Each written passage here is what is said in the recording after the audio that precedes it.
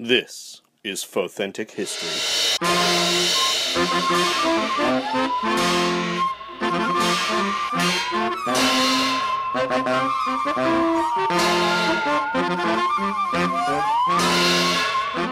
Hello and welcome to the show. I'm Holly Fry. And I'm Brian Young. And Brian, I would say most people know Cinderella's story of a life that was initially spent working as a servant in her own home through some bad events for her taskmaster stepmother and two stepsisters after the death of her father. You know that story, right? I am familiar with it. I've seen some representations of it, and I've read that story in the news a few times. Yeah, it's characterized as a really difficult beginning that makes the young woman's eventual marriage into the royal family and a life of, luxury, really, something that's been celebrated throughout history. So everybody imagines a transformative moment in their lives when they transcend their humble day-to-day to become something more, which is one part of why this young woman's story is so compelling. The other part comes from the fact that she was also an incredibly good person who almost anyone would agree actually deserved the happiness she found. Yeah, not everybody that gets the great stroke of luck really makes everyone go, yes, absolutely, that person should have it. But with Cinderella, there's no question. But while the story of her ascension from being an overworked house servant to being a princess is told over and over and over, very rarely do most histories examine the reality of her life after her marriage. And to me, this is somewhat surprising, since navigating an entirely new home life is tricky enough when a person makes a lateral move in terms of social standing. Like, even if she had married into another family at the same level as her, that would be a challenge. But add to that the transition from going from being a nobody to a person of incredible import in a formal household, and there is surely some really compelling information there. And that's exactly what we're going to explore today. The first year of Cinderella's marriage, where she had to assume the duties of a royal wife whose husband is also destined to rule a nation. And immediately after Cinderella and her prince returned from their honeymoon, Cinderella was actually tasked with preparing a royal banquet as part of her duties as a princess of the kingdom. And this would, I think, be a daunting task for someone accustomed to royal life. It's a big responsibility. But for someone who is still adjusting to the idea that she would be living in a massive castle and was, in fact, going to be queen one day, it was a crushing responsibility. It's a good time to point out in some ways, Cinderella's story parallels that of another famous royal, Marie Antoinette. While the Austrian who married into the court of France had been trained to be part of royal society, she, like Cinderella, was a stranger in a strange land when it came to life in her new home. Yeah, when you look at the two life stories, there are a lot of similarities in terms of their adjustment. But fortunately, Cinderella's ended better. Yes, to the best of our knowledge. And fortunately, for everyone involved, Cinderella had a bit more of a sensible head on her shoulders, probably because she was not raised in a royal household. She was much more of a realist. And she was able to find ways to cope and adapt that were not so frivolous or expensive as those of France's doomed queen. But she did, similar to Marie Antoinette, have a natural tendency to buck the system of rigid customs and etiquette that castle life entailed at the time. Well, when the staff found the princess dressed in work clothes making omelets in the kitchen the morning after her post-honeymoon arrival, they were scandalized. It didn't help that the pauper-turned-princess had a predilection for talking to mice and cooking them meals as well. It was decided that as part of her preparation for the royal banquet, she had to also be taught the finer points of what it meant to sit at the top of a social hierarchy. So as part of this education, Cinderella was dressed in full formal attire, which she found to be completely constricting and uncomfortable, and her hair was done in the latest style, which she found far too fussy. And she was taught how to walk and how to wave, and heartbreakingly that she could not allow her non-royal friends from the village into the palace. And so for a woman like Cinderella, who really did love connecting with people, this was a heartbreaking day of lessons. And to make matters worse, her new husband had been called away on business, so she really had no human allies in sight. She just had the mice to turn to. When she was finally allowed to retreat to her private quarters, the new princess broke down. She was despondent. She and the prince had a wonderful connection and seemed as though they were set up for a solid marriage, but all the trappings that came with this life were completely overwhelming. As she contemplated the life and tasks before her, she came to the conclusion that the best way to cope with any situation was to trust in herself and her abilities and follow her heart when it came to decision making. Yeah, life as a scullery maid, basically, had really made her very self-sufficient. She really trusted herself, which was great, because she was reinvigorated and she had a new sense of purpose. So Cinderella attacked the task of banquet planning with verve. The traditional menu had initially been dictated to her by a woman named Prudence. She was the dame d'honneur of the household, but Cinderella decided that she was going to select her own menu for the banquet. And one particular sticking point in this was a dessert made of prunes, which Prudence insisted was the king's favorite. But Cinderella, in a bold move, ditched the prunes and changed the dessert to a chocolate pudding. Scandalous. I know, right? Perhaps more startling than that, to Prudence and Cinderella's ladies in waiting, Beatrice and Daphne, the princess decided that the residents of the village should be invited, something that had never been done before. But just as the staff began to worry that the princess was only inviting commoners, she assured them that the usual invitations would also be extended to the usual nobility. The idea of nobility mixing on an equal social level with peasants seemed more upsetting to Prudence, Beatrice, and Daphne than if the commoners alone were invited to the exclusion of the higher social classes. Yeah, this is a really hard pill for them to swallow. And just as these preparations were reaching a fever pitch, with Cinderella insisting on executing this event in her own style, as her staff was growing more and more fretful and the banquet was beginning, Cinderella's husband and father-in-law returned from their business to attend this gathering. And while the various changes to the menu and the guest list and all of the pomp and circumstance that had been sort of stripped away were initially very startling to the king, he was a pretty open mind, and he quickly found himself quite delighted by all of them. Even the members of the staff who'd been resistant to Cinderella's changes were charmed by the whole thing and really enjoyed themselves. And the prince seemed to take the whole thing in stride and told Cinderella that she'd truly become a princess on that day.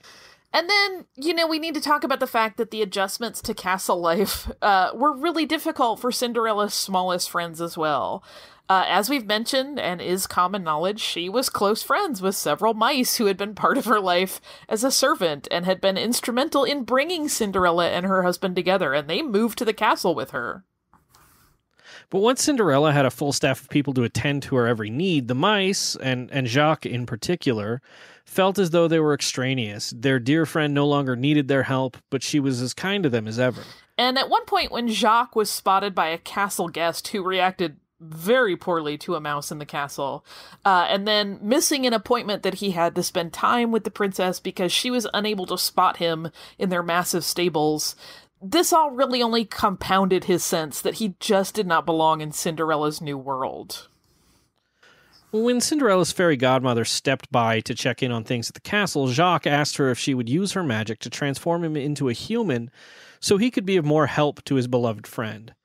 After trying to convince him that he had helped Cinderella in numerous ways as a mouse to no avail, the fairy godmother granted Jacques' wish, and he found himself suddenly human. Incidentally, the palace cat, Pom-Pom, still chased him. Yeah, she could still smell mouse on him, even though he was a human. I guess even through the magic, mouse just does not go away. I would think so. And while masquerading as a man named Hugh, Jacques the mouse turned human quickly began assisting Cinderella with the spring festival that she was planning. It seemed like a lot of her job as princess was planning social events. But he did really experience some clumsiness and some problems adjusting to his new body. Jacques attended the festival and discovered that being human came with its own challenges, including the unwanted attention of a persistent lady and the ongoing difficulty of being pursued by a foul-tempered cat and just being generally clumsy at conducting in his new corpus. And then the elephant, which the king was riding on, and that's a whole other issue to be discussed. Like, the use of elephants as entertainment is a whole other issue. But the king was riding on this elephant, and it became startled as a result of one of Jacques' more graceless moments. And this situation quickly spiraled out of control. Realizing that his insistence on being human had actually caused the problem at hand, Jacques called out, hoping that she would hear, to the fairy godmother. And once she arrived, the fairy godmother was quick to remind Jacques that the one thing elephants are afraid of are mice. So he quickly asked to be changed back and was able to stop the elephant's rampage in short order. When Cinderella thanked Jacques for always being there when she needed him, he realized the idea that he couldn't help Cinderella as a mouse was entirely false. Yeah, it was fundamentally he came to realize his own worth, which is always a great thing. Going back to Cinderella and her sort of fantastic personality, her extraordinary good nature was legendary. That's always been part of her story.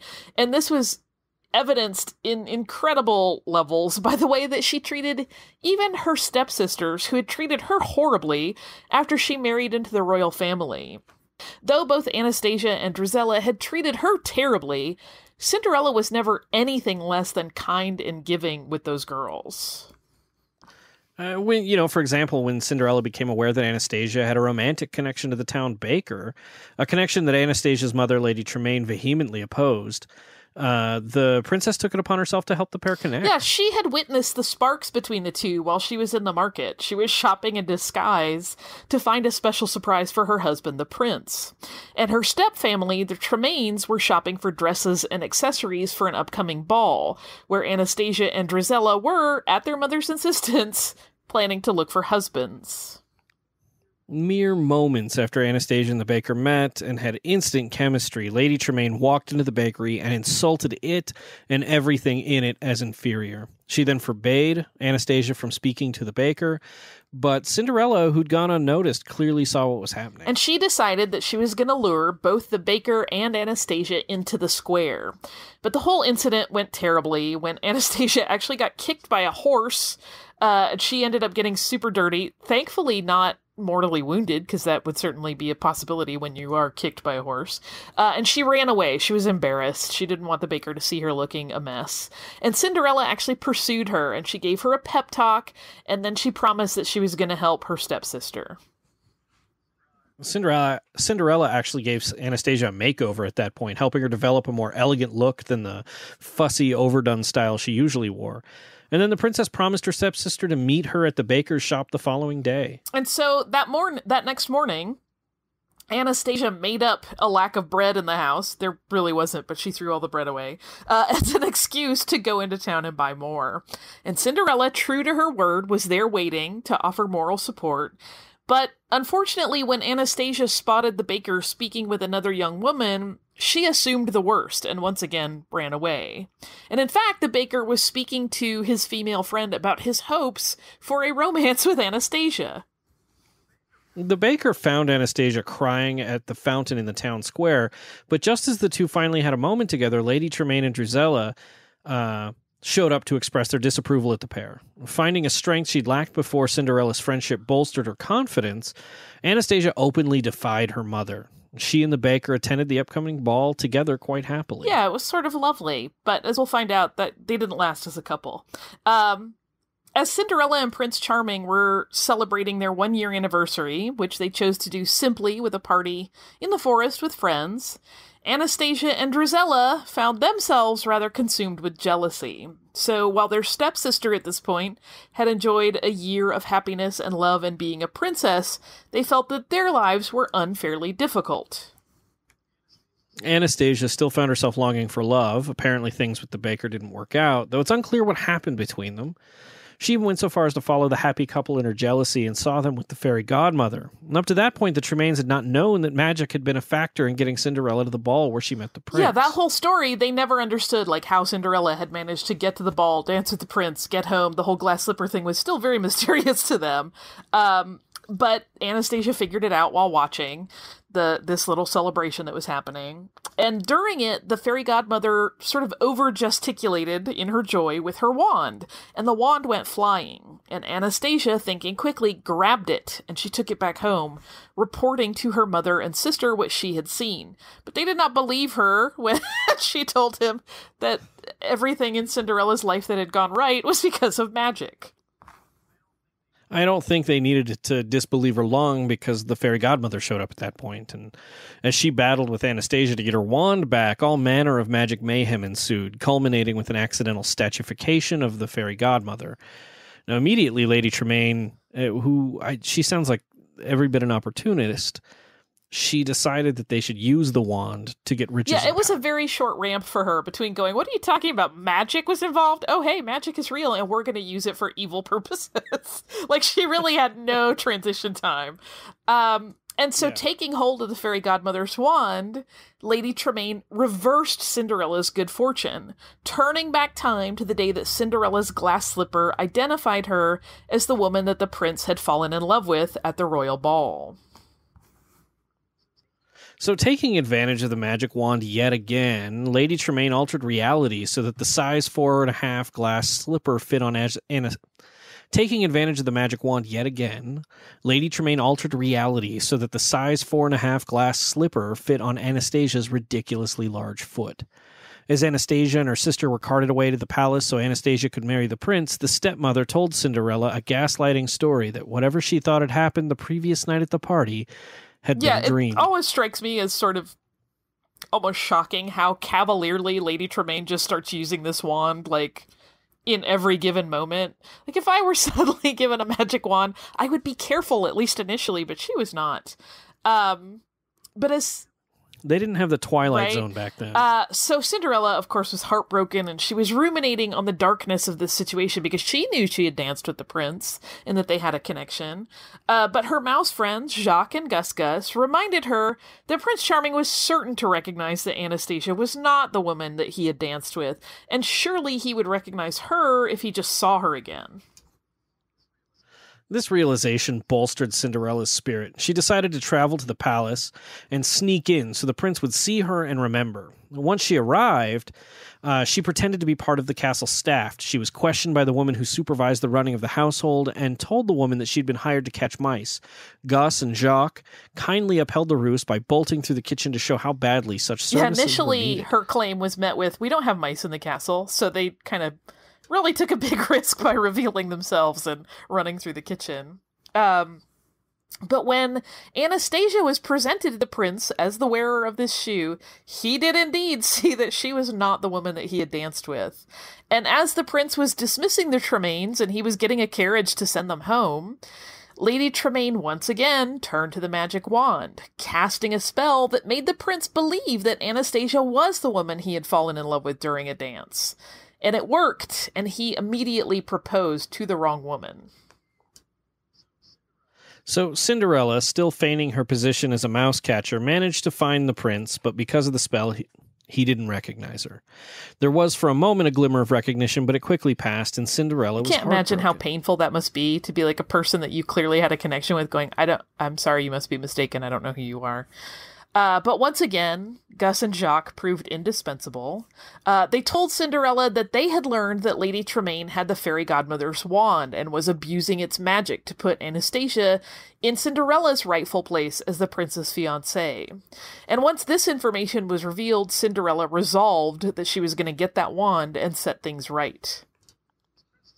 As Prince Charming and Anastasia danced in preparation for the wedding, the prince started to realize that something was amiss. While Lady Tremaine had erased his memory, traces of his feelings during the events at the ball remained, and he realized that he was not experiencing the same sensations while dancing with Anastasia. She was also a terrible dancer, whereas Cinderella had been really graceful. Yeah. So it was just the whole thing did not feel right. And then the king had this brief discussion with Anastasia privately as his future daughter-in-law, and this exchange really shifted something for her. She was so taken by the king's story of how much he had loved his wife and like their story of falling in love, and she started to get an inkling that a marriage that was founded in false feelings and magic might not be as fulfilling as she had envisioned. Just the same, Anastasia allowed herself to be carried away by her desires for a time, but a discussion with her mother made it clear that Lady Tremaine didn't really care if Anastasia felt loved. She just wanted wealth and power. That exchange sowed additional seeds of doubt for the bride-to-be. And in the meantime, Cinderella, Gus, and Jacques had snuck into the Tremaines' quarters to get the wand, but they were discovered just as they grabbed it, and then a chase ensued. As royal guards cornered Cinderella and Lady Tremaine once again took possession of the wand, the prince came upon this scene, and Cinderella begged for him to listen to her tale of a spell being cast upon him. And as she did, and was basically pleading her case, her hand brushed up against the prince's. That brief contact, combined with Drizella yelling after Cinderella as she was taken away by the guards, "We won," made the prince suspect something was up. Something really bizarre was actually going on. So to make his day extra weird, Gus and Jacques got his attention and then tried to act out what had happened. To his credit, having two mice try to talk to him, he really rolled with it and tried to understand what they were saying. He seemed to have had just the greatest personality in terms of this is weird, but I'm gonna see what's up. And the mice were extra urgent in their communications, because at that point, Lady Tremaine had Cinderella put on a boat to get her away from the kingdom forever, and the prince was gonna have to intervene to save her. For some reason, while Cinderella pleading didn't convince him, the prince did believe these two mice, and so he set off to find the servant girl who had won his heart. Do you think there's some sexism involved there, where it's just this woman is telling me this, but these two male mice, I think they look trustworthy? Maybe, but there's also the thing to consider of at that point, at that point too, she was being pursued by the palace guards and ranting about a spell. So there are a lot of factors involved. But these mice seem like seem credible. So Prince Charming managed to arrive at the docks just after the captive Cinderella had been loaded onto a ship. The ship was literally pulling away when Prince Charming got to the water's edge. In a bit of nautical acrobatics worthy of the most accomplished privateer, the prince was able to get aboard the vessel, and he and Cinderella were united at last. And when this couple, they immediately realized, yes, we are the people that were meant for each other. And then they returned to the castle, and the king, figuring this whole thing out pretty quickly, decided to arrest the Tremaines for their treachery. Preparations for the real wedding to Cinderella began immediately, but Lady Tremaine still intended to disrupt the happy ending that seemed to be at hand. She cast yet another spell, this time one that made Anastasia look exactly like Cinderella. Cinderella, confronted with her doppelganger, asked Anastasia if she would truly be happy in a marriage that was false. But before the stepsister could reply, Lady Tremaine cast a spell that imprisoned Cinderella inside a pumpkin, which then grew into an evil carriage to carry her far away, and sent her feline familiar Lucifer in the guise of a human to ensure that Cinderella did not survive. And sent her feline familiar Lucifer in the guise of a human to ensure that Cinderella did not survive. She had been doing a lot of dicey things up to this point, but this is really the first time when she's make sure she doesn't survive this. She doesn't come back alive, which is pretty horrifying and dark. But, again, with the help of Gus and Jacques, she would be lost without those mice. Cinderella was actually able to escape from the carriage and unhook it from the runaway horse pulling it. And just as the carriage was about to careen off of a cliff, all three managed to jump to safety. And Cinderella, who had managed to get on the horse that had initially been pulling them and had kind of screeched to a halt at this cliff edge, she immediately turned back to the castle, intent that she was not going to miss her own wedding. But as Anastasia approached the altar, she had second thoughts. In her heart, she was a romantic, and the idea of living a lie really had begun to weigh on her. Anastasia stopped the wedding just as Cinderella arrived. And Lady Tremaine was irate at how things were playing out. She felt like her daughter had betrayed her in stopping the wedding, and that Cinderella had somehow survived her planned death sentence.